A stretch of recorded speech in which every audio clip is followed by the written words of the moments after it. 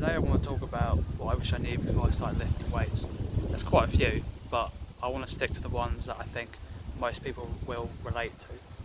The first one is developing more than just your favourite muscle groups. So, for example, guys, it's very common to like working chest and arms, and it's often the case that they completely neglect legs. For example, that's probably the most one to neglect, and as a result you don't create a well-proportioned, well-rounded physique, and you have muscle imbalances, and it's just not good overall.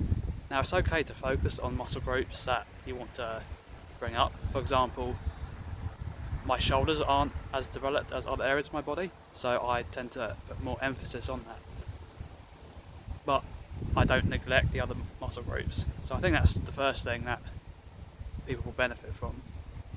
The second is take your time learning the movement patterns, because don't just go in there and ego lift, pick up the biggest weight possible.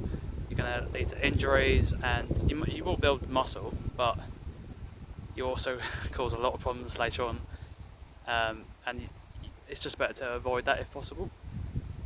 And the third one is focus on compound lifts, because sometimes people focus on the isolation exercises. Isolation exercises are things like bicep curls, tricep extensions, things like of that nature.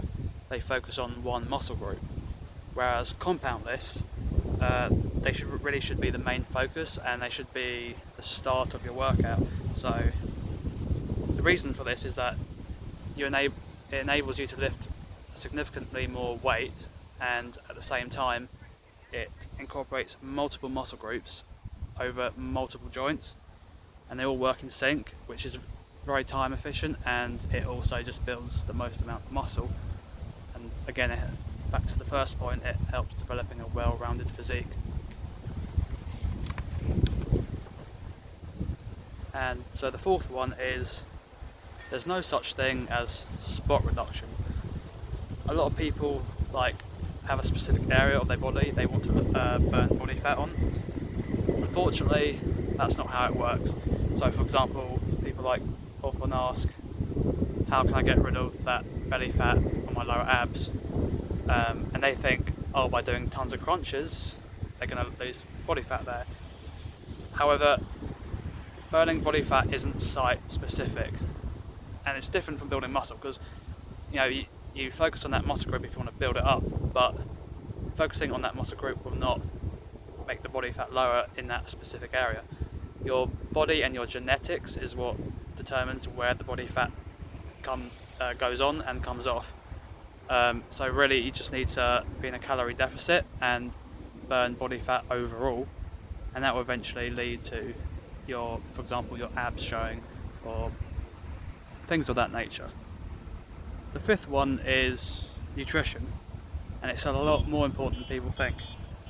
You can't out-train a bad diet, and for example, protein is essential for growth and repair, and you need enough carbohydrates to fuel your workouts. You need to treat your body as a machine, kind of like a car. So gas goes in, power comes out, and that's kind of how you need to think about it when approaching nutrition. The sixth is sleep. It's just needed across the board. It will help you, not just in fitness, in every aspect of your life. You need enough sleep.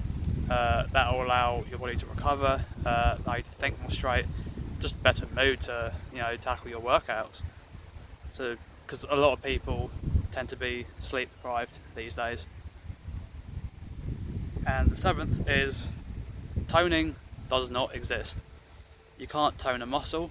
You can build the muscle up, and you can burn body fat, which will make the muscle look more defined, but you can't tone a muscle. So often people think, high repetitions is going to tone a muscle. No, it's not.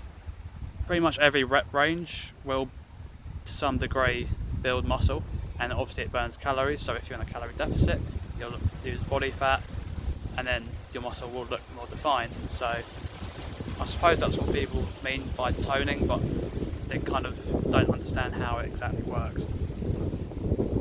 And The eighth one is patience. It takes a long time to build muscle or burn body fat to get to your specific goal, and that's just something you're going to have to come to grips with. Things worth having take time. And the ninth is that cardio is not your enemy. Often these days you hear it's going to kill your gains, you don't need cardio, and yeah, you can look fantastic without cardio. You can look ripped, muscular, all that, but that doesn't mean you're healthy. It doesn't mean, like, you could walk a mile and get out of breath.